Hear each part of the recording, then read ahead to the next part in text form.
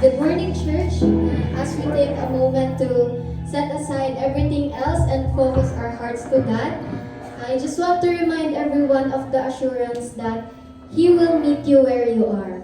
As you sing, as you clap your hands, as you play instruments, God will hear your praises and He delights in it.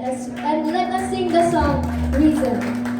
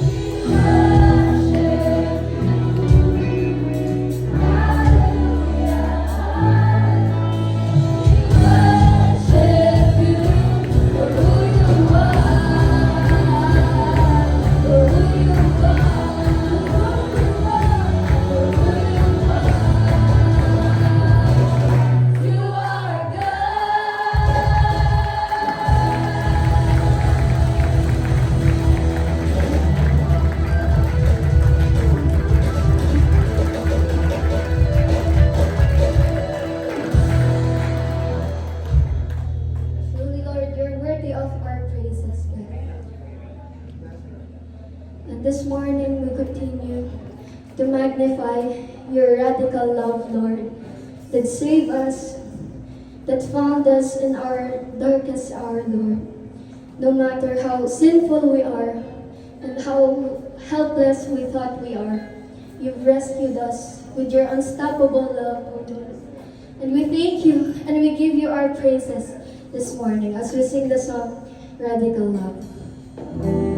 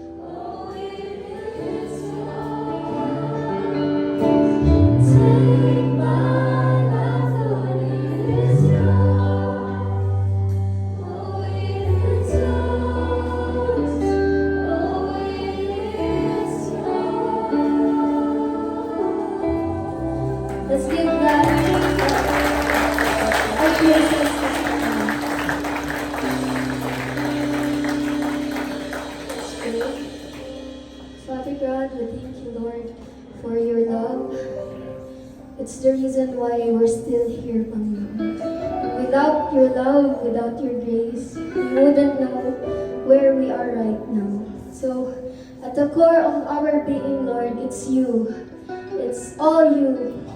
And we praise you, for you made us wonderfully. And your goodness follows us all the days of our lives, Lord. And with that, we want to stay in your presence, in your house, O Lord. And bless us all this morning as we listen to your word, as we seek for you. You see the depths of our hearts, Lord. And I know na ikaw yung sasagot sa dalangin ng bawat isa ngayong umaga ito.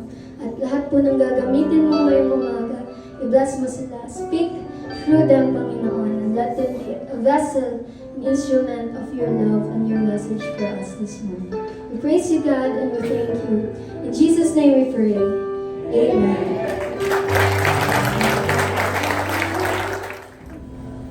Good morning po, mga kapatid. Hindi po ay tayo dadako sa pag-alala natin sa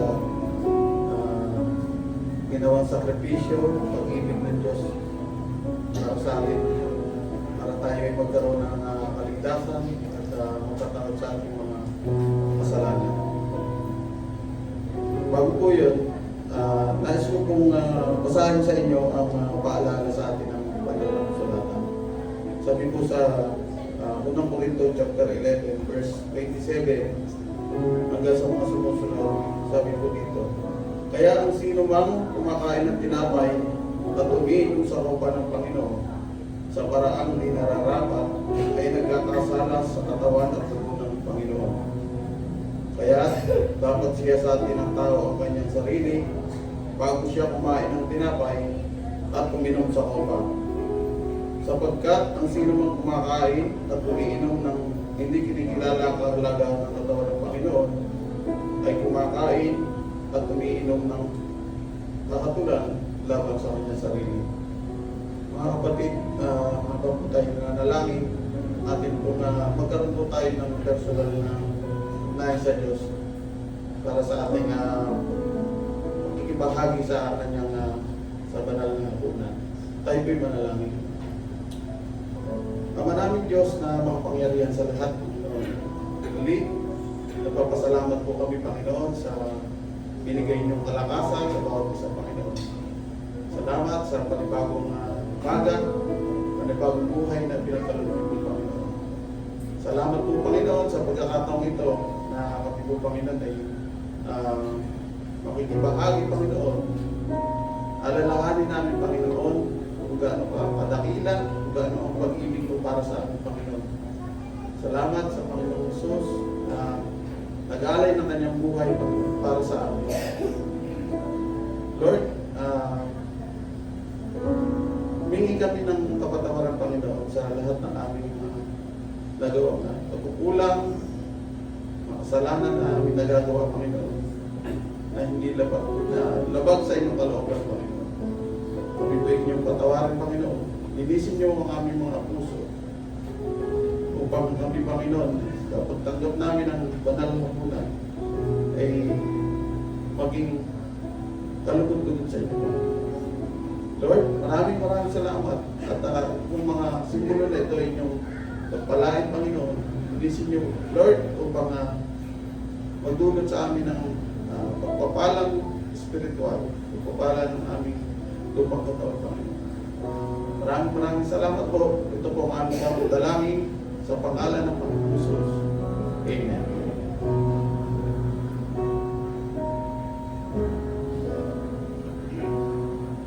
Sapagkat ito ang tulong na tinanggap ko mula sa Panginoon at ibinibigay ko naman sa inyo.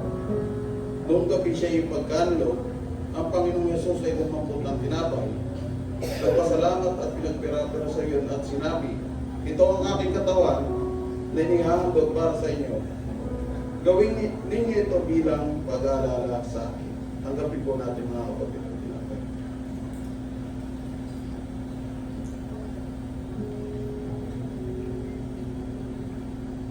Matapos maghapunan, dumampot din siya ng kopa at sinabi, ang kopang ito, ang bagong tipan na titibay ng aking dugo. Kung iinumin ninyo ito, gawin ninyo bilang pag-aalala sa akin. Tanggapin po natin.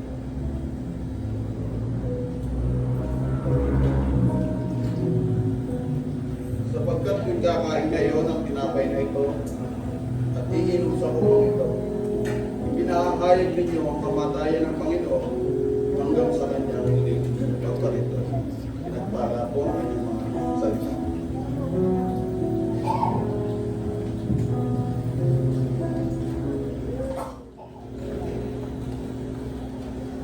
Magandang umaga po sa ating lahat. Tayo po ba ay na-bless? Yung isang linggo natin, are we blessed po doon? Okay, sino yung blessed nung last week? Yan, sabihin po natin, ako yun. Isa nga pa, isa pa po. Isa pa po. Okay. Alam niyo po ba, sa ngayon marami tayong nakikita mga construction sa labas, sa daan. At isa sa mga, nung bata pa yung mga anak ko, isa sa mga na-amaze sila is sa mga bulldozer, no? Yung mga parang, yung mga earth moving equipments. Alam niyo po ba kung sino naka-invento ng bulldozer? Ako ngayon ko lang din nalaman eh. Hindi naman tinuro sa eskwelahan yun eh. Okay, yung naka-invento raw is American, no? American, si RV or RG. RG, mayroon pag kasi yung pang-apelido niya eh. RG Letourneau, no? Si Robert Gilmore Letourneau. So totoo po ito hindi po ito ano lang. Siya yung naka-invento ng bulldozer. Yung mga tinatawag ngayon, yung mga nakikita natin ng mga earth-moving equipments. So dumami na yon from bulldozer, naging mga bangko, yan. Siya yung naka-invento yun, yung konsepto. Alam niyo po ba nung unang pinuput up niya yung business na yon, struggle sila mag-asawa. Talagang hirap din sila kasi alam naman natin ang business eh. No? Sometimes parang lalo na pagka pumasok ka ng umpisa, parang nakikita mo maganda, hindi nalabasan, gaganda, hindi bababa, gaganda, bababa. So ganun yung naranasan nila ng time na yun. Pero ang sabi nila, nag-usap sila mag-asawa, sabi niya, Kristiyano kasi sila eh. Are we still faithfully give the 10%? So sabi niya gano'n. Nag-usap sila mag-asawa. And then they decided na mag-asawa na, sige, bigay natin yung 10%. So, nung binigay nila yon, of course, hindi naman kinabukasan o few months after, naging maganda yung business nila. It took time, no? Hanggang sa naging prosperous yung business nila sa ngayon. And ngayon, napaka-unlad ng business nila, no? Yung Letourneau. And then, nakapag-put up din siya ng, ng university na nag-i-sponsor doon sa mga estudyante. And alam niyo ang ginawa niya, no? From 10% parang na-amaze siya eh, na bakit gano'n, sobrang blessed sila. So, nung nababasa niya sa Bible, di ba, 10%. So, ang ginawa niya, challenge niya yung sarili niya. No? Alam niyo ba ang binibigay niya ngayon for the glory of God? Binaliktad niya. No? Binaliktad niya. Yung giving niya is ginawa niya 90%. And yung revolving income niya na lang is 10%. No? Amazing. Hindi ba kayo nagtataka doon? No? And sabi niya, mula nung ginawa niya yon, nagtataka lalo siya na hindi sila naubusan, and then after that, doon nila na-put up yung university. No? Wala bang palakpak si Lord doon? Napaka-generous ng tao kasi actually yung 90% na binibigay niya talagang dinedicate niya sa Lord, hindi lang sa marami siyang tinulungan. Mga churches, mga communities, so marami, it all revolves on that. And then ang sa kanya kasi, ang sabi niya sa sarili niya, since earth moving equipment, di ba? Sabi niya, I shovel the land for the glory of God. I shovel the land for the glory of God. And then sabi niya, God shovel me back Pero mas malaki daw yung pangpala ng Panginoon. Mas malaki yung backbone ng Panginoon. Mas malaki yung bulldozer ng Panginoon. So nakaka-amaze lang. Minsan nasabi ko nga sa sarili ko, kaya ko kaya yun? No? Kaya ko kaya yun? Sometimes masarap i-challenge and then nakakatakot din naman. At ang isa niyang sinabi doon, sabi niya, ang generosity daw, it is the form of overcoming the fear. It is the form of overcoming the fear. Fear of what? Fear of you might be lost of something kasi nagbibigay ka. Pero mga kapatid, sa oras na ito, tingnan po natin yung nakalagay sa Bible yung from Luke 6:38 kung may flash natin. Luke 6:38.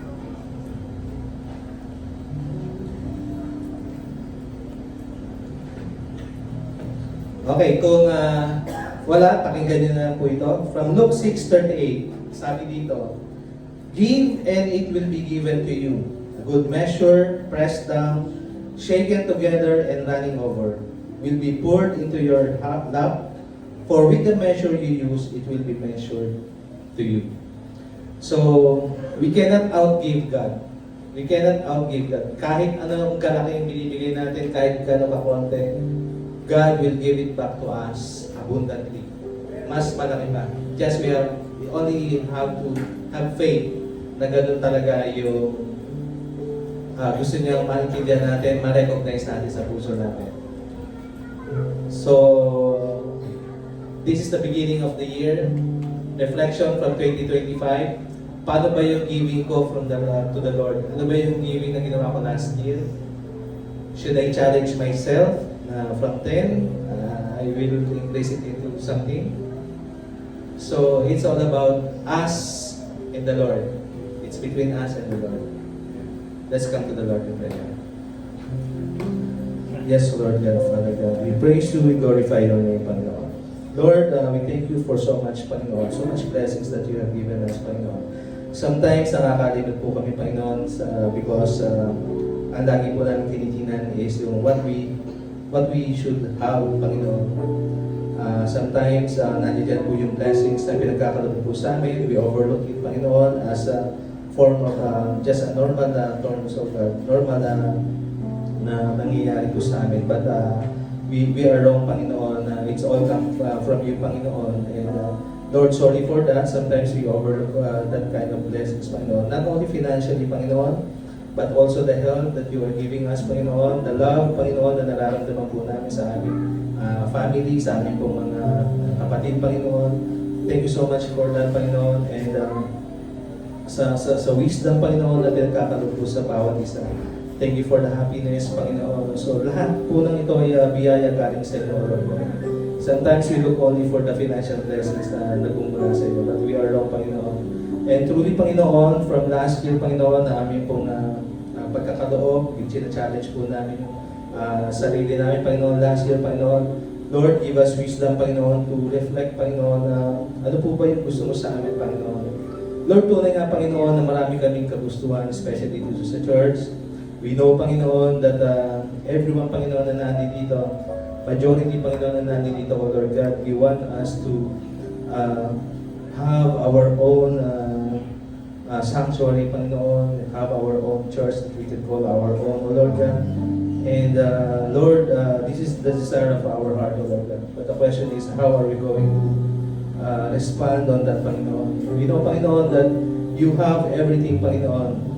And we pray, Panginoon, this desire of our heart, Panginoon, pagpalayan po, pagyabungin po, Panginoon, ng sagay, Panginoon.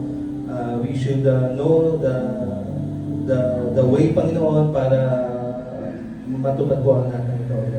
We cannot do this, Panginoon, without you, Panginoon. And truly, Panginoon, all our giving to you, Panginoon, we offer this, Panginoon, and we pray that it would be a blessing, a channel of blessings to everyone of them. This all we pray in Jesus' name. Amen.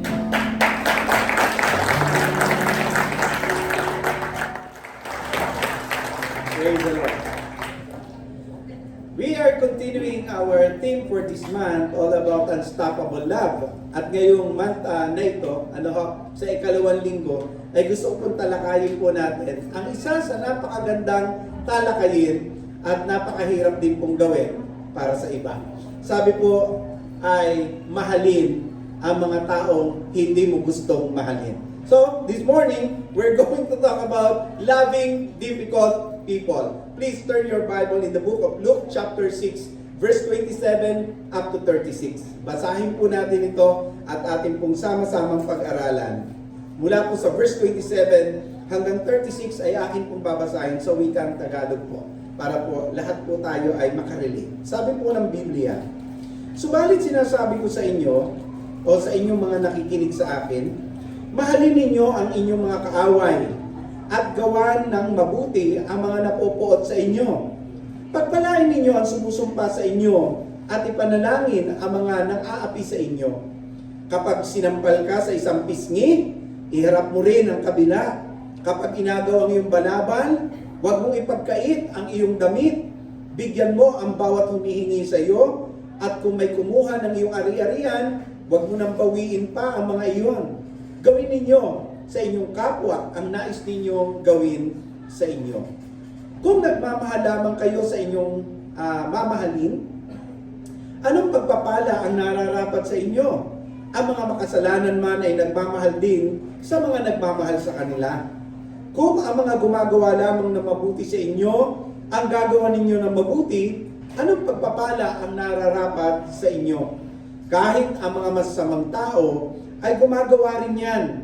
At kung ang makakabayad lamang ang inyong pautangin, anong pagpapala ang nararapat sa inyo? Kapag ang masamang tao ay nagpapautang din sa kapwa, o kahit ang masamang tao ay nagpapautang din sa kapwa nila masama, sa pag-asang sila'y mababayaran. Sa halip mahalin ninyo ang inyong mga kaaway at gumawa kayo ng mabuti sa kanila. Magpahiram kayo sa hindi umaasa ng anumang kabayaran. Sa gayon malaking gantimpala ang tatamuhin ninyo at kayo magiging mga anak ng kataas-taasang Diyos. Sapagkat siya ay mabuti kahit sa masama at sa mga hindi marunong magpasalamat. Maging mahabagin kayo tulad ng inyong Ama na mahabagin. Salamat sa Diyos sa kanyang mga salita. Let us pray for the Word of God. Lord God, Heavenly Father, we're asking you, Father, right now to speak into our hearts as we meditate, as we study your words this morning. Through the power and guidance of your Holy Spirit, Father God, speak unto us. We submit to you ourselves. We submit our will unto your will. In the name of Jesus. Amen. You know, one of the greatest tension in the Christian life is not really believing God's word. Madaling maniwala sa salita ng Diyos eh. Alam niyo kung anong tensyon, nasaan ang tensyon? Ay kung paano mo susundin yung napakinggan mo na salita ng Diyos. No? It's not believing God's word, but obeying it, especially when it hurts. Gaya po ng binasa ho natin. Alam niyo, wala po tayong issue doon sa mamahalin yung taong mabait. Wala tayong issue doon sa mamahalin yung taong appreciative sa'yo. Tama po? Yung taong supportive sa'yo. Yung taong nagbibigay sa'yo, tumutulong sa'yo. Wala tayong issue doon eh. Okay sa atin yun. Madali yun eh. Amen? Madali sa ating mahalin yung mga taong umaayon sa atin, nire-respeto tayo, ginagalang tayo. Madali sa ating mahalin yung maganda ang treatment sa atin. Madali po silang mahalin. But Jesus never limited love to what is easy and comfortable. Hindi po nilimitahan ni Jesus yung pagmamahal dito sa mga taong madali po nating mahalin. Kaya dito po sa Luke chapter 36, nakita ko natin, itinuro po ng Panginoong Yesus sa kanyang mga disciples, no? Yung love that goes beyond instinct. Sabi niya, love your enemies. Bless those who curse you. Pray for those who mistreat you. Yan ang sabi ng Panginoon. Yung pong mga salitang ito, na sinabi ng Panginoon, ay binanggit po niya sa konteksto na kung saan may pang-aapi, may pang-aabuso, may kawalan ng katarungan, merong mga panahon na kung saan naroon yung personal na pananakit sa kapwa. And his listeners knew exactly how costly this command is, or command was. And alam ng kanyang mga alagad, alam nila ng kanyang mga tagapakinig at that time kung gaano katindi yung hinihingi po nito. And alam niyo mga kapatid, ang utos na ito ng Lord ay hindi lamang sa panahon nila.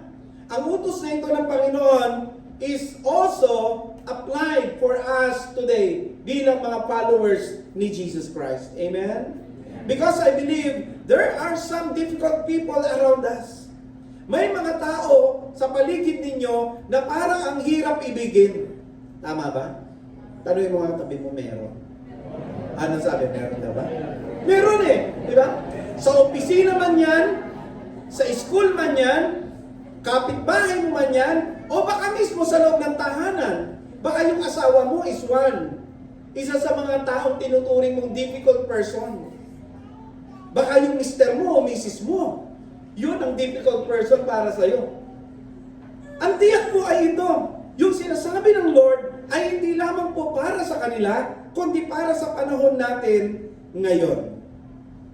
Napapanahon po ito at saktong-eksakto po para sa atin. His listeners knew exactly kung gaano ka-costly po ito.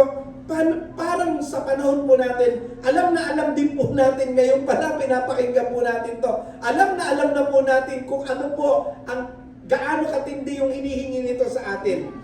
Diba? Kasi alam natin sa paligid natin, may mga taong mahirap pakisamahan, mahirap intindihin ang ugali, mga taong hindi maganda ang trato sa atin, mga taong may sinasabi kapag nakatalikod ka, pero pag nakaharap, ang ganda ng pakitungo sa iyo. Meron ba niyan sa inyo? Kita nyo na? And so this passage is not only for them, but for us. This passage helps us also to evaluate ourselves with the question na, is our love shaped by emotions or by the character of God? Itong utos na ito ng Panginoon, pag sinuri ho natin, nagkakaroon po tayo ng tanong sa sarili ho natin, no? O magkakaroon tayo ng evaluation sa sarili natin, tanong sa sarili natin na, ang pag-ibig ko ba ay batay sa aking nararamdaman o batay sa karakter ng Diyos?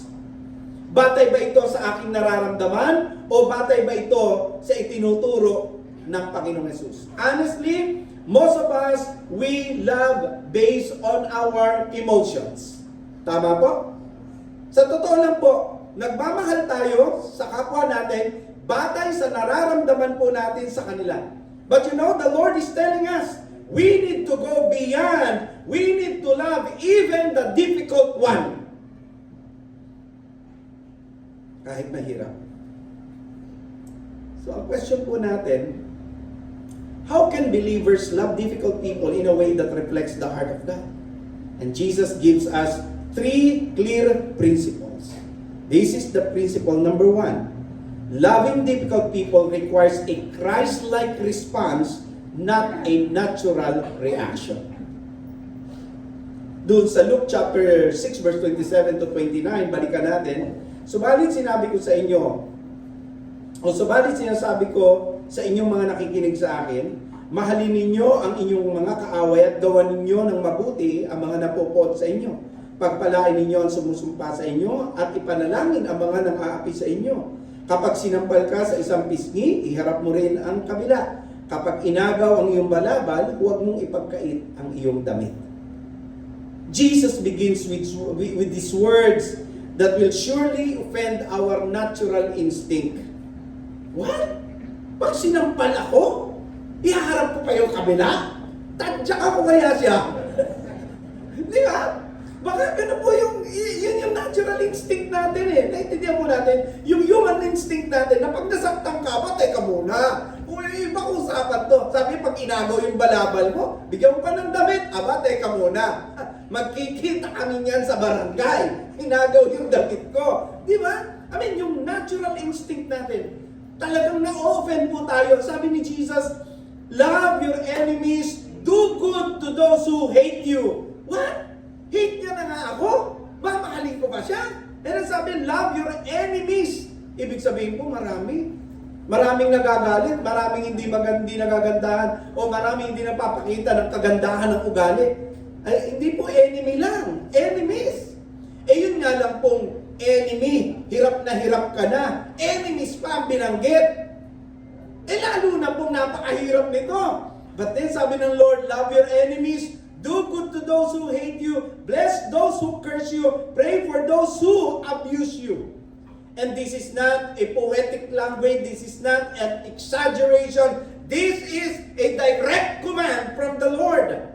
Alam nyo, naglalaban po kasi yung natural reaction po natin doon sa Christ-like response na dapat meron po tayo eh. Kasi natural po sa tao na gumante kapag nasasaktan. Sumasagot tayo pagka masakit magsalita. Sino po dito na pagsalitaan na masakit? Di ba? Pagka pinagsalita ka na masakit, talaga namang alam mo yung dugo mo parang umakyat sa ulo eh, di ba? Tapos namumula-mula ka na, tapos alam mo yung parang gusto mo nang gusto mo nang bumuga ng apoy. Di ba? Galit ka rin eh, di ba? Umiiwas po tayo para protektahan yung sarili natin laban doon sa mga taong nakakasakit sa atin. At yun po yung natural instinct po natin. Naghahanap po tayo ng paraan sa bandang huli kung paano tayo makakabawi doon sa taong nakakasakit sa atin. Automatic yan. Automatic yan. Walang pray-pray dyan. Tama? Walang post dyan. Wala. Bakit? Natural instinct po kasi natin yun eh. Pag nasasaktan tayo, gaganti tayo. Pag pinagsalitaan ka na masakit, gagantihan mo ng mas masakit. Pag sinabihan ka ng pangit, sasabihin mo, mas pangit ka! Tama ba yun? Di ba? Natural instinct. Wala na yung panapanalangin. Hindi pag sinabihan ka na, pangit ka! Mag-pray ka, Lord, pangit daw ako. Hindi natalangin ko, makita niya ang kagandahan. Walang ganon! Wala! Automatic po yan. Ang sama ng ugali mo, sasabihin mo, mas masama! Lagi kang merong mas! Lagi nakakahigit! Bakit? Kasi ayaw po natin na tayo po ay sinasaktan. Pero pansinin natin, hindi po sinabi ni Jesus na mag-react. Hindi ganun. Hindi sinabi ni Lord na pag inaway kayo, mag-react kayo ng mas matindi. Hindi ko eh. Ang sabi niya, do good. Amen? Tignan niyo nga yung katabi, nakakahinga pa ba yan? Nakakahinga pa ba? Do good! Nilabangan ka! Do good! Ano sabi? Bless! Nunuin mo, sinasalbahe ka na, pero ang gagawin mo? Bless! Ano ba? Pray! Hirap na hirap na yung kalooban mo, pero ang sabi ng Lord, ano po? Pray! Kahit na pinahihirapan yung kalooban mo, yan ay hindi instinctive. Yan ay intentional, mga kapatid. Yung instinctive reaction is driven by emotion, while intentional response is guided by conviction. Ang reaction mabilis pero madalas mali. Ang response mabagal, oo, pero kadalasan tama. Alam nyo, lalo na kapag yung pananalita natin, nabitawan na natin, ang hirap na bawiin mo. Tama ba ako? Because of our sudden reaction, nag-react tayo. Nung mag-react tayo, nasabi na natin, pwede naman sabihin, pasensya ka na, nasabi ko, pangit ka, binabawi ko. Huwag, kalimutan mo na yun. Kalimutan mo na. Hindi ko nasabing pangit ka. Maganda ka. Miski na ulit-ulitin maganda. Hindi. Sinabi mo talaga pangit ako. Hindi. Yun talaga paniniwalaan niya. Tayo pa naman po, madalas nating matandaan yung hindi maganda. Tama po.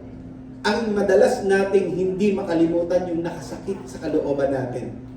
Totoo? Totoo po? Totoo yan. Di ba? You know, Jesus is not asking for feelings. He is asking for obedience. Hindi sinabi ni Jesus na feel love before your enemies, magustuhan mo muna ang iba, hindi ganun. Hintay mo munang mawala yung sakit bago mo sila mahalin, hindi ganun. Ang utos niya is action-based, hindi emotion-based. Love, according to Jesus, is not a feeling you wait for. Rather, it is a decision you act on.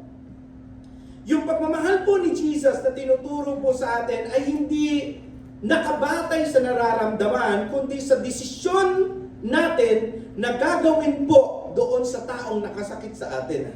Ang masakit pa, kahit na, sabi nga po, kahit na yung kalooban mo ay nasasaktan pa, kahit hindi pa po healed ang puso mo, kahit pa po hindi humihingi ng tawad, dahil nga po hindi feelings-based, kundi action-based, dapat mong mahalin ang iyong kapwa. Dapat kang gumawa ng mabuti, magsalita ng pagpapala at manalangin. Love the difficult people. Hindi dahil okay na ang lahat, kundi dahil sinusunod mo si Lord. Amen? Alam niyo, mayroong isang pangyayari sa buhay ni David. No? Doon sa 1 Samuel chapter 24. May pagkakataon po si David na tapusin po ang buhay ni Saul. Ito po si Saul, wala nang ginawa kundi huntingin po siya. Kung nagbabasa po tayo ng Bible, alam po natin, gustong-gusto po niya mapatay si David. Kasi sobrang pagsiselos niya, natatakot po siya na itong si David ang papalit sa kanya na magiging hari. So gusto niyo pong patayin. Pero one time, nakatulog po ito si King Saul sa isang cave, sa isang kuweba. So may pagkakataon po si David na patayin at tapusin po itong si Saul. Ano po, nakatulog po si Saul sa cave, pwede na po siyang patayin ni David. So habang natutulog po si Saul doon sa loob ng cave, wala po siyang bodyguard. Wala po siyang laban. Tulog eh. Di ba? Kayo ba naman makakita ng tulog na lumalaban? Di ba? Tulog! Ang sarap ng tulog po niya. Alam niyo, isang saksak lang sa kanya ni David, patay, tapos ang lahat. Pero ginawa ba ni David yon? Hindi. Alam niyo kung anong ginawa lang ni David? Ang ginawa po niya, pinutulan niya po yung laylayan ng damit ni Saul. And kahit iyon, nakadama ho siya ng pagkakonsensya. Bakit? Hindi dahil mahina si David. Hindi po. Bakit di niya pinatay? Ba't di niya sinaktan? Di niya tinapos ang buhay ni Saul? Hindi po dahil weak siya, kundi dahil mas mataas ang kanyang takot sa Diyos kaysa sa galit sa tao. Mas mataas ang pagpapahalaga niya sa Diyos kaysa sa galit ni Saul sa kanya. David chose a response of reverence, not reaction of revenge. Alam niyo, meron isang pag-aaral, ayon sa psychology, yung amygdala, ang responsible sa tinatawag nating fight or flight response. Diyan po nanggagaling yung galit, yung panic, yung impulsive reactions. Pero meron tinatawag po nating prefrontal cortex. Ito naman po yung sentro ng self-control, moral reasoning, and wise decision making. So kapag huminto ka, ikaw ay nanalangin, at ikaw ay nag-isip, literal na lumilipat ka mula sa impulse to wisdom. Ibig sabihin mula amygdala, pupunta ka doon sa prefrontal cortex. Every pause before you respond is a moment where Christ can rule your reaction. So bago po tayo mag-react, pause, pray, and instead of reacting, why not obeying ang principle na ating susundin? Kaya practically ganito yung itsura ng Christ-like response. Huwag agad sumagot kapag galit. Sabi mo sa katabi mo, wag. Okay? Wag agad.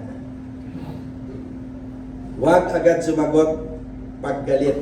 Hindi lahat ng sinasabi sa iyo kailangan mong sagutin agad. Sino po dito yung pala sagot? Minsan hindi ka pa nakakatapos magsalita, may sagot na agad.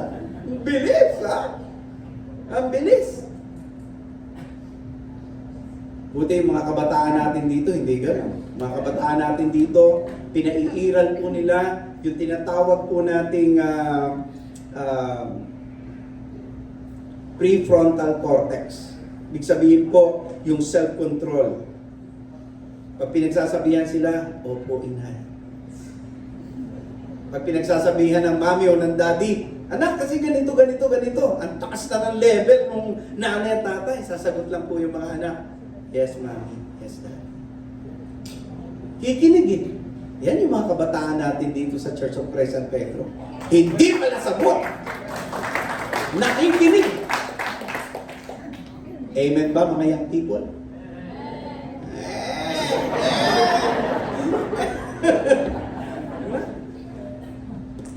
Alam niyo, mas maganda yung nakikinig muna tayo bago tayo sumasagot eh. Ulitin ko po, hindi lahat po ng sinasabi sa atin, kailangan po natin sagutin agad. Di ba? Bago magsalita, manalangin muna. Bago magsalita. Bago bumukas yung labi mo, pray ka muna, Lord, tama po ba itong sasabihin ko? Hindi po yung nakareact agad tayo, nakareklamo agad tayo, galit agad tayo. Ikaw ba nanalangin ka muna bago ka mag-react? Hinayaan mo ba muna na ang Holy Spirit mangusap sa'yo? O yung instinct mo ang umiiral? Alam niyo, pag yung instinct mo ang pinairal mo, sigurado disaster ang buhay mo. Kaya ang daming away sa kalye eh. Ang daming away sa kalye. Alam mo bakit? Kasi lahat ang dala, instinct. Pinagkama mo! Wala kang ingat! Isa kang... Away na yun. Opo. Panood niyo ba yun? Sa mga ano? Nakakatukoy pa isa namin. Buksan mo mitano mo! Buksan mo mitano mo!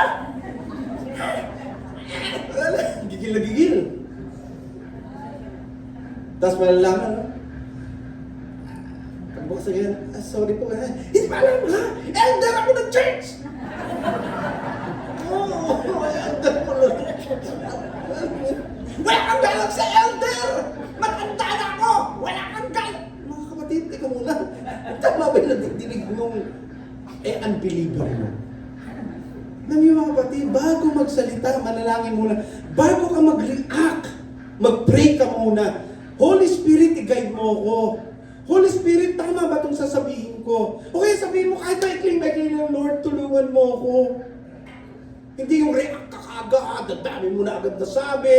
Diba? Minsan napapahiya yung mga ganun.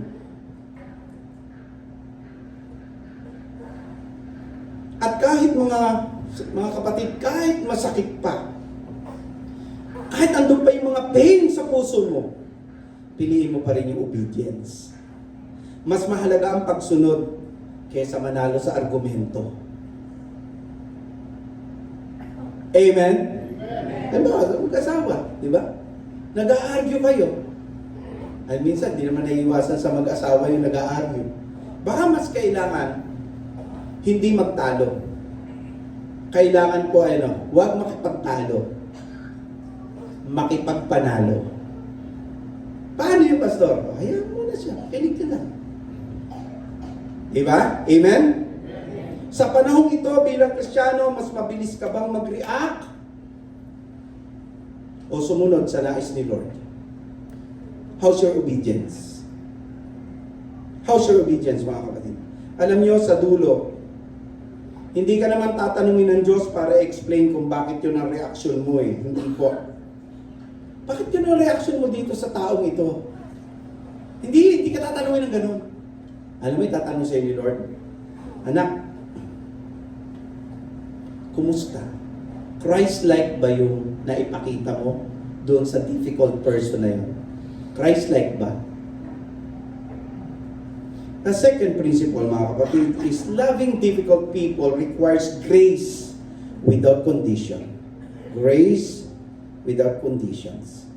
Doon sa Luke chapter 6 verse 32 to 34, sabi po rito, kung ang nagmamahal lamang sa inyo ay inyong mamahalin, anong pagpapala ang nararapat sa inyo? Ang mga makasalanan man ay nagmamahal din sa mga nagmamahal sa kanila. At kung ang mga gumagawa lamang ng mabuti sa inyo, ang gagawa ninyo ng mabuti, anong pagpapala ang nararapat sa inyo? Kahit ang mga masamang tao, gumagawa rin yan. At kung ang makakabayad lamang ang inyong pautangin, anong pagpapala ang nararapat sa inyo? Kahit ang mga masamang tao ay nagpapautang din sa kapwa nila masama, sa pag-asang sila'y mababayaran.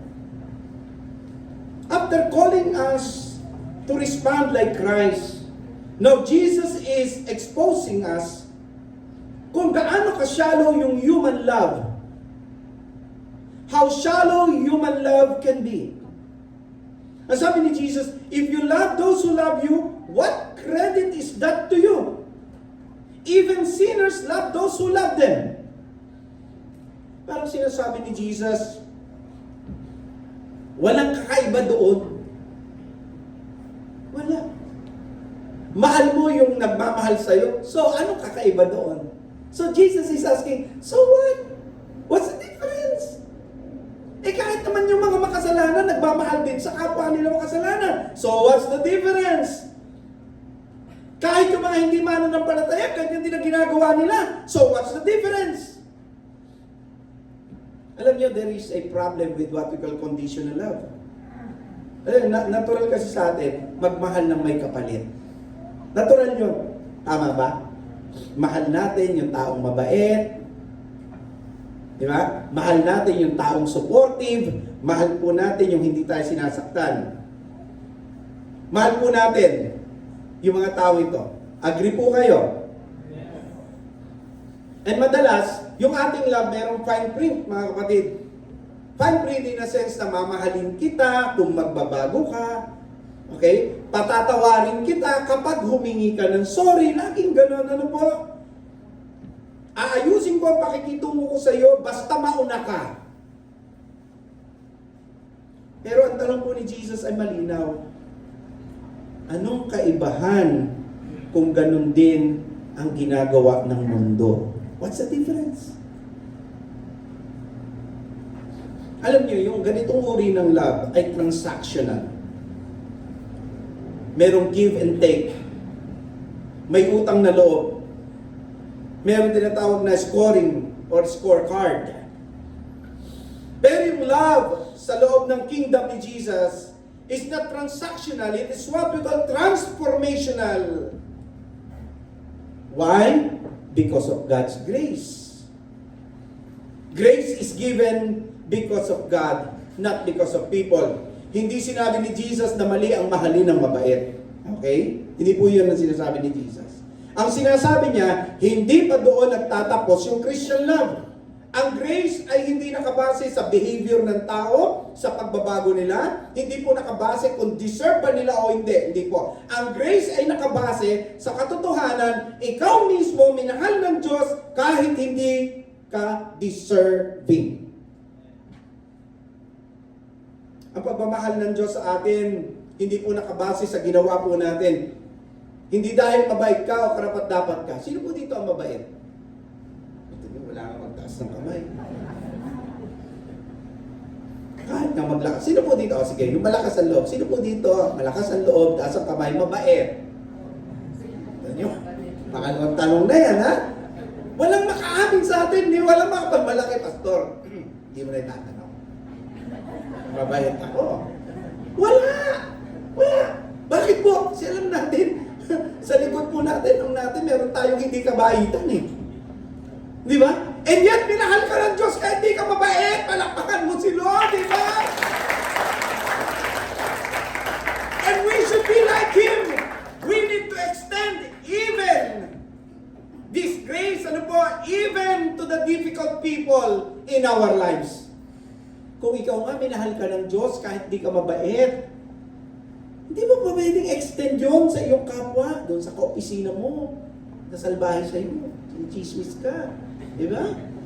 Pag nakatalikod, kung ano sinasabi sa iyo, di ba? Hindi mo pwede extend yung grace doon. Unawain mo, di ba? Baka may pinagdadaanan o yung background niya, ganun talaga. Baka gusto niya maging newscaster, nataon lang na natapat doon sa office nyo, doon pumasok, di matanggap as newscaster, di ba? Alam niyo po yun? Katropa sana siya ni Christopher Min, pero hindi po nangyari. Dahil hindi natanggap, unawain, di ba? Extend! Pero sa kabila ng ganito, chinisismis ka, mamahalin mo siya. Mahirap ba yun? Hindi kayo makasagot, mahirap no? Mahirap. Pero kaya. Kaya? Sabi mo, kaya mo yun. Kaya. Amen? Kaya yun. Graces, sabi ng biyaya, mamahalin kita hindi dahil tama ka, kundi dahil tapat ang Diyos. sa akin. At minahal niya ako kahit di ako karapat-dapat. Yun ang grace. Di ba? Alam niyo, si Joseph the Dreamer, naalala niyo po yan, tsaka yung kayong mga kapatid. Imagine po ninyo, no? Kung meron mang tao na talagang dapat ay may dahilan para mamuhi, magalit at sumama ang loob sa kanyang mga kapatid, si Joseph yon. Hindi ikaw, Brother Joseph, ha? Hindi si Brother Joseph, si Joseph the Dreamer. Ano po? Bakit siya tinawag na the Dreamer? Because yung pangitain o yung vision binibigay ng Lord sa kanya at hindi yung matanggap ng kanyang kapatid, even ang kanyang ama. So ginawa ng kanyang mga kapatid, kasi doon sa kanyang panaginip, nakita po doon, in interpretation, sabi ng mga kapatid niya, ang ibig mo sabihin, luluhod kami sa'yo. And ba't na uli, tatay niya, ganun din, ibig mo sabihin, yuyukod kami sa'yo. Hindi po nila matanggap yun. So yung mga magkakapatid, nagplano ng hindi maganda laban sa kanya dahil di nila matanggap na gano'n ang mangyayari. So alam mo ginawa kay Joseph, pinagkanulo po siya ng kanyang sariling kapatid, ibinenta bilang alipin, in other words, sinira ang kanyang kinabukasan. Pero dumating yung time ng pagkakataon na pwede na siyang gumante, pwede na. Pero pinili po niya ang grace. Sabi po dito, you intended to harm me, but God intended for good. Hindi po niya sinabing, okay lang yung ginawa niyo, ayos lang, walang problema. Hindi po niya sinabing, walang nangyaring masama. Hindi po, ang ginawa po niya ay mas malalim. Iniangat niya ang pananaw niya sa plano ng Diyos. Grace is seeing people through the lens of God's sovereignty, not through the memory of pain. Tayo po ba, pag nasasaktan, saan po nakapokus yung utak natin? Sa pain o sa grace? Alam niyo po, ayon sa studies, ang unforgiveness ay may epekto sa katawan. Ito, para sa ating lahat po. Baka meron pa kayong mga taong hindi nyo napapatawad ngayon. Paki-flash nga sa screen. Ano ang epekto po nito? Mataas na stress level. Ano pa? Anxiety at emotional fatigue. Ano pa? Increased blood pressure. Kaya pala pagka ang tao, hindi makapagpatawad, pwedeng ma-stroke. Tignan niyo po yung katabi niyo. Tignan niyo,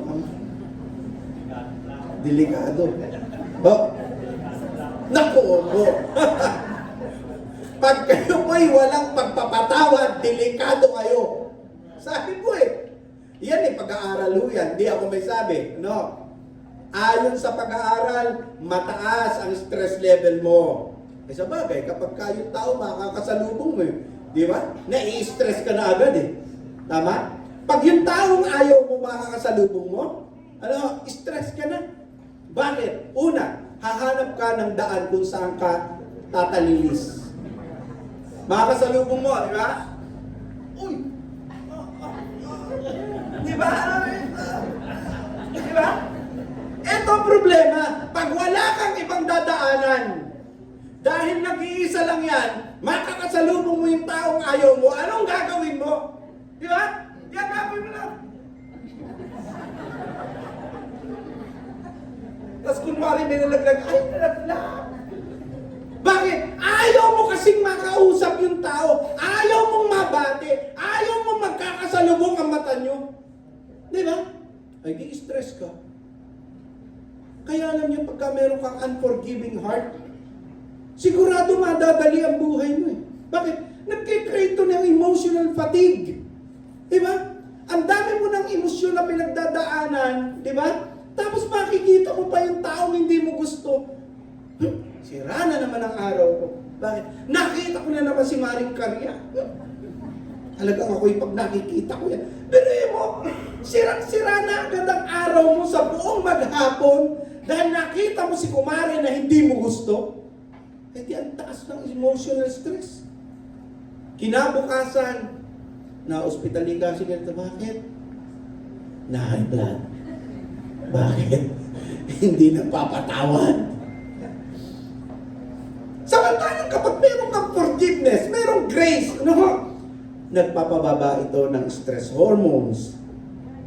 Di ba? Nagpapagaan ng emotional loads. Bakit? Okay na. Magkakasalubong kayo. Di ba? Oy, Mare, saan galing? Hindi niya ako pinansin. Okay lang. Tuloy ka lang. Di ba? Kakasalubong ulit kayo. Oy, Mare, good morning. Hindi ka na naman pinansin. Okay lang. Bakit? Wala naman sa'yo eh. Napatawad mo na yung tao eh. Di ba? Bandang hapon. Mare, gusto ba ng ulam? Hindi ka na naman pinansin. Ayos lang! Bakit? Wala naman na sa'yo yun. Doon sa taong na gagalit, sa kanya may dating yun, pero sa'yo wala isang araw, di ba? Kasalungan mo, Mare, good morning. Good morning. Ay, salamat, Mare. Nagpe-pray ka na magbago yung tao, pero ang unang binabago ng prayer mo, ikaw. Ikaw muna. Gusto mo mabago yung tao, masama ugali, ikaw muna. Tuturuan ka ng Diyos na ayusin yung ugali mo para maintindihan mo siya. Kasi ayaw ng Diyos na maging katulad mo siya. Kasi sabi ng Panginoon, kung masama ugali niya, masama ugali mo, anak ka ng Diyos, anong pagkakaiba nyo? Ang linaw po ng tinuturo sa atin ng Lord. Pag may forgiveness at grace, nakakatulong po ito sa tinatawag po nating mental clarity. Lumiliwanag ang isip. Sino po dito ang nalalabuan ng isip? Baka may unforgiving spirit ka pa. Pero pagka po meron kang forgiveness sa heart mo, kapag ka maliwanag sa iyo ang lahat, ay isa na ibig sabihin po niyan. Diba? Marunong ka magpatawad. Grace does not mean you forget the pain. It means you stop letting the pain control you. Talaga namang masakit masaktan eh. Tama po? Sino po dito yung nasasaktan, nasasarapan pa? Wala namang ganun eh. Di ba, umiiyak ka nga sa... Nasaktan po talaga ako eh. Kasi ganito ang sinabi po niya. Sakit! Hindi ko kaya. Sakit talaga yun. Pero alam mo, pag may grace, hindi naman sinasabing, kalimutan mo na yan. Sino naman makakalimot ng masakit? Wala.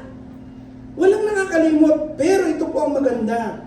Kapag may grace, pag may forgiveness, you're allowing yourself to be free from the control of that pain. Kapag ayaw nating magbigay ng grace, akala natin, pinaparusahan natin yung iba. Hindi ko siya mapapatawad. Akala mo, sa kanya yon? Ha? Akala mo siya ang maghihirap? Hindi.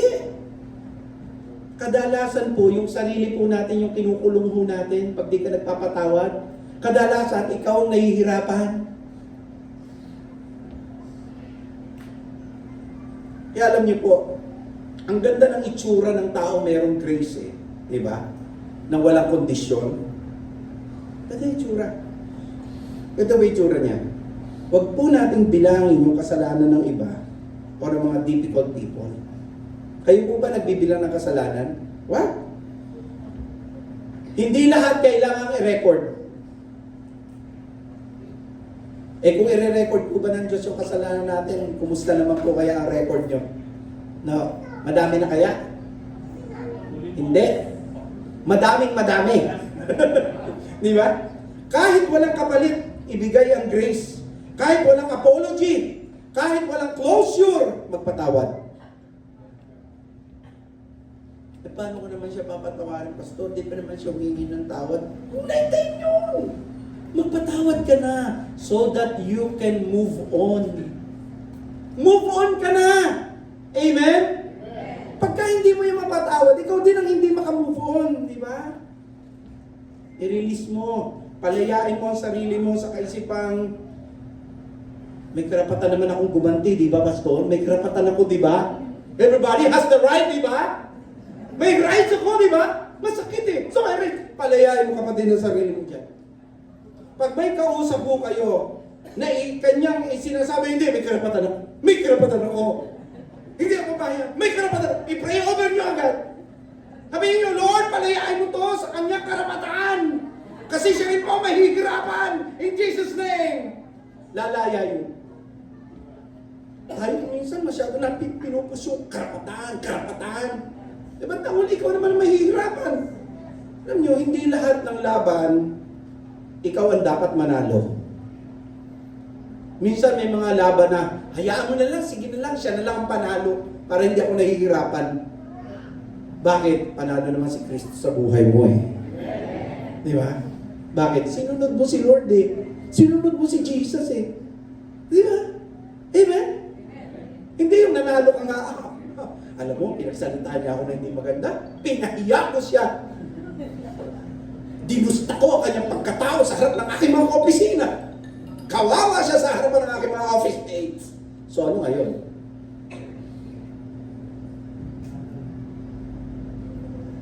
At alam mo, hindi ako pumayag. Bakit? Self-group leader ako eh. Oh? Di ba, laki question oh. Kaya kapatid, grace is not excusing the wrong, it is releasing the burden. Hindi mo sinasabing tama ang mali. Ang sinasabi mo lang, hindi ko ito kailangan dalhin araw-araw. At kapag natutunan mong magbigay ng grace na walang kondisyon, doon nagsisimulang kumilos ang Diyos sa puso mo. Kaya kung minsan din natin maramdaman yung kilos ng Diyos sa buhay natin eh. Alam mo bakit? Kasi punong-puno ka na. Punong-puno ka ng galit, punong-puno ka ng inis, nadidismaya ka. Pwede lang matunaw yung taong yun, natunaw na sana. Di ba? Eh pag ganyan, di ba kilos ang Lord sa'yo? Sino po dito? Gusto niya kumilos ang Diyos sa buhay niya. So empty yourself. Yung mga pumupuno dyan, sama ng loob, galit, inis, paghinampo, yung paghiganti, tanggalin mo lahat yan in the name of Jesus para si Lord makapasok at makagalaw sa puso mo at masasabi mo, ang buhay ng Kristiyano ay masayang tunay. Amen po ba? Ha? Sige po, palapakan natin ulit.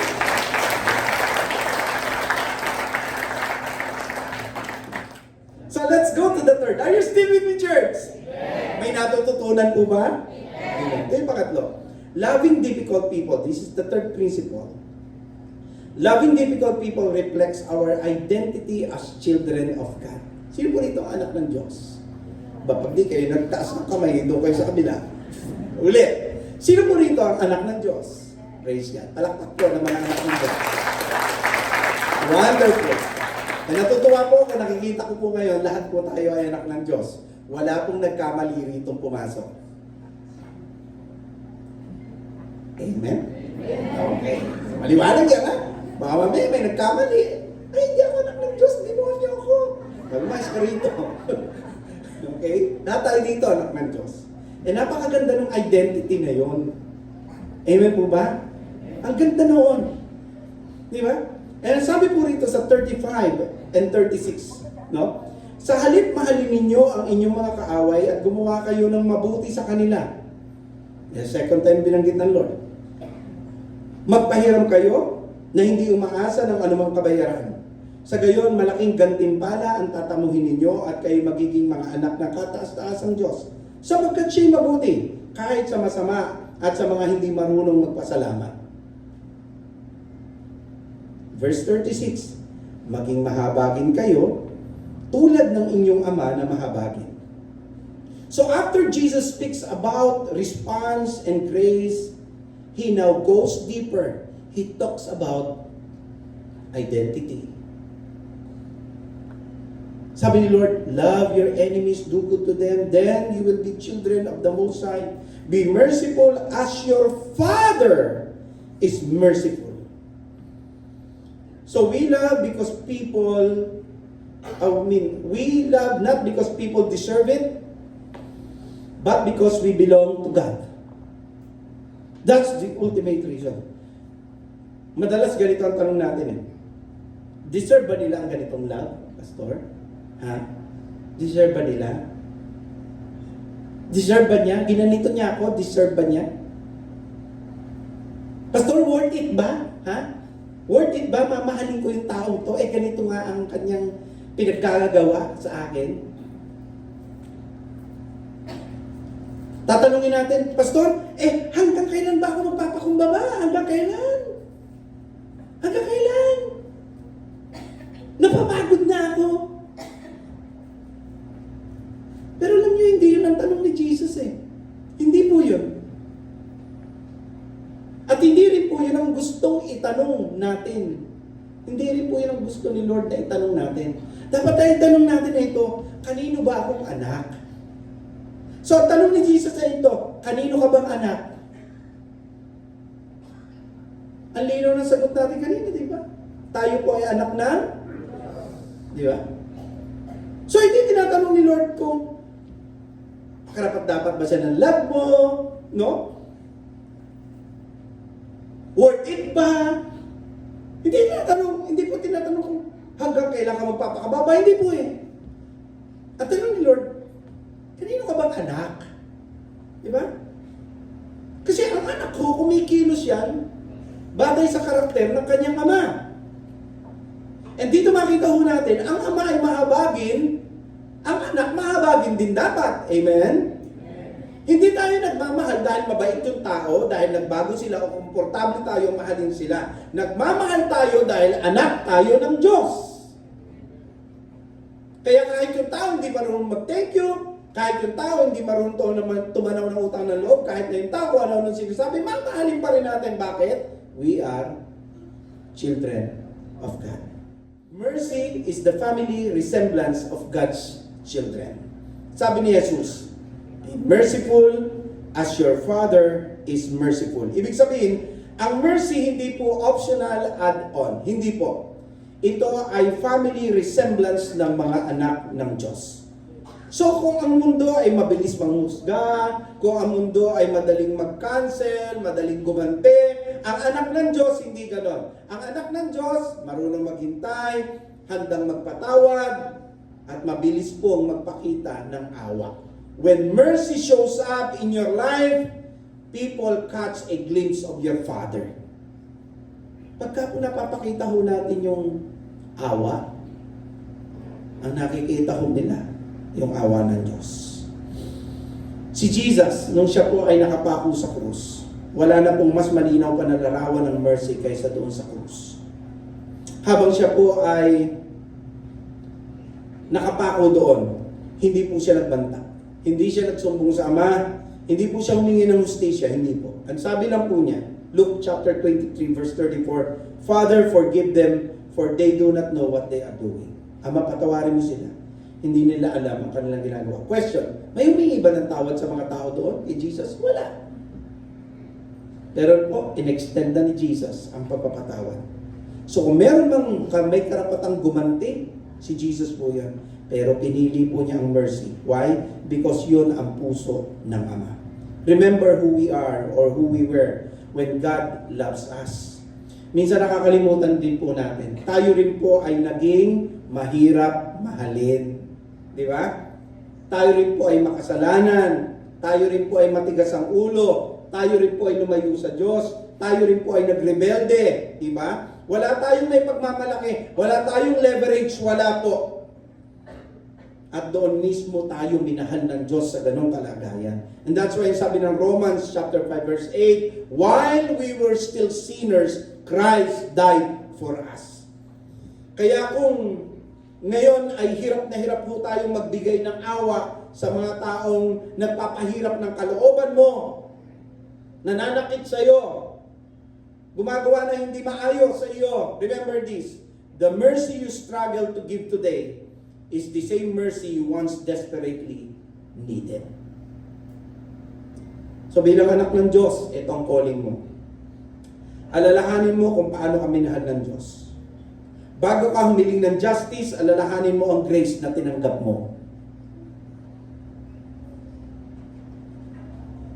Extend mo yung parehong mercy na natanggap mo. Extend mo sa iba.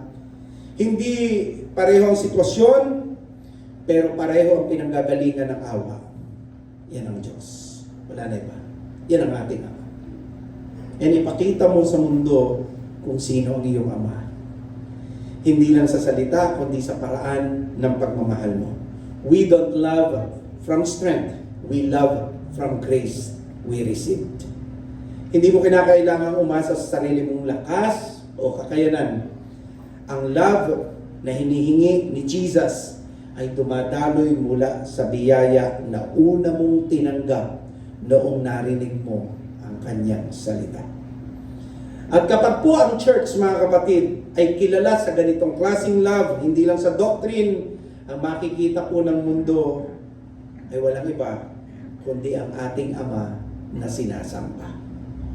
So sa oras po ito, I want you to talk about this.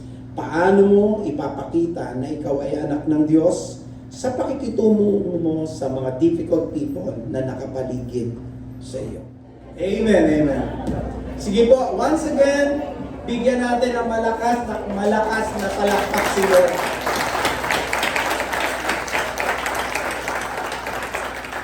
Mga kapatid, loving difficult people is not optional for believers. It is not personality trait. It is not reserved for the spiritually mature. It is the evidence of the gospel at work in us. Anyone can love when it is easy, mga kapatid, but when we love those who hurt us, oppose us, and misunderstand us, the world begins to see our Lord Jesus Christ. Amen? So God is not asking us to approve the wrong, to tolerate the abuse, or to pretend that pain does not exist. No. He is calling us to something higher, to respond, not react, to give grace, not conditions, to love, not because people deserve it, but because we belong to our God. You may not be able to change the people who hurt you. You may not be able to fix the situation. But by God's grace, by the grace of God, you can choose how you will respond. And when you choose to respond like the Lord Jesus Christ, God changes you. Remember that the strongest testimony of this church is not only the right doctrine, but a Christ-like love in difficult places. Just as the Lord told us, Luke chapter 6 verse 36, be merciful just as your Father is merciful. Naway ang iglesia kung ito na kinabibilangan po natin ay maipamuhay ang pagmamahal batay sa iniuutos ng ating Diyos. Let us all stand up and let's have a word of prayer. Let us come to the Lord right now. Father, we praise you. We thank you, God, for reminding us today that we are called to reflect the character of our Lord Jesus Christ, even toward those difficult people, oh God.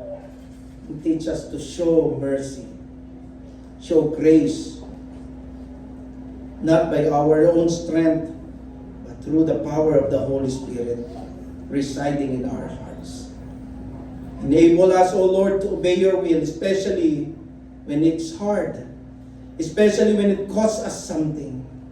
May our lives reveal your love, and may our responses bring honor to your name, because we are your children. We ask all these things in the mighty name of our Lord and Savior Jesus Christ. Let us all say, Amen. Amen.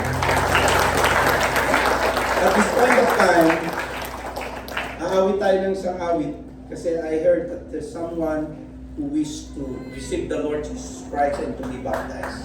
Halapahan ka natin ang Panginoon.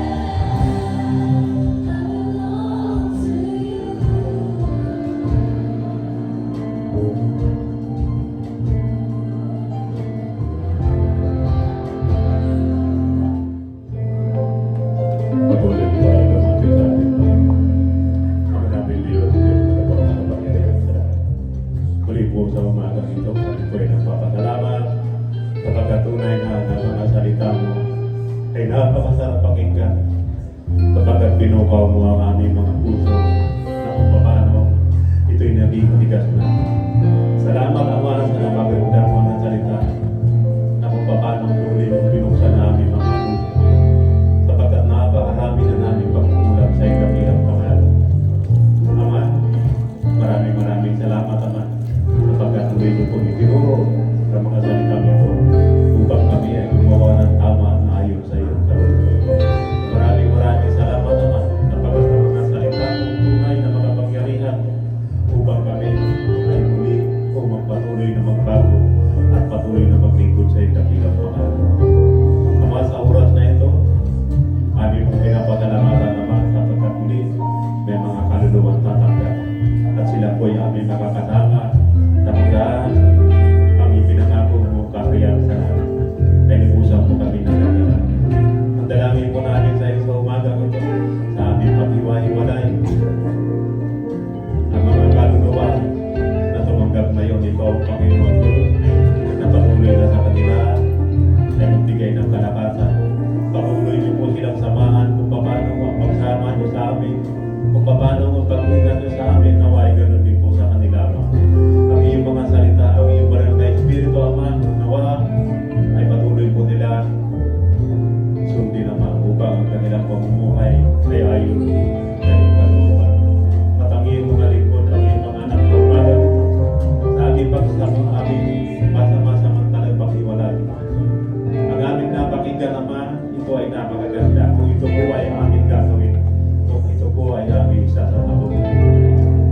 At dalangin po natin sa iyo Ama, tulungan niyo po kami upang ang aming napakinggan ay aming pumulungan. Bigyan niyo po kami ng lakas na loob. Bigyan niyo po kami o patuloy niyo po kami samahan sa aming mga lakad. Ulit na buhay ang aming o ang bahay-simbahan nito, ang mga kaluluwa nito ay patuloy po namin pinagkatiwala sa inyong ilang pangalan sapagkat wala ang Diyos sa silong ng langit na kapag-iingat sa amin kundi ikaw lamang Ama. Kaya po sa umagang ito, usap po namin pinabalik at pinapasalamat, dinadalangin sa matamis na pangalan ni Jesus. Amen.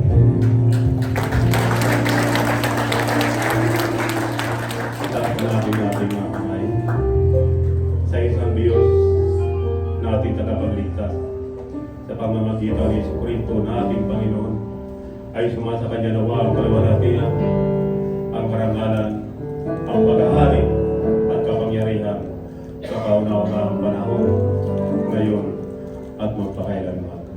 Amen.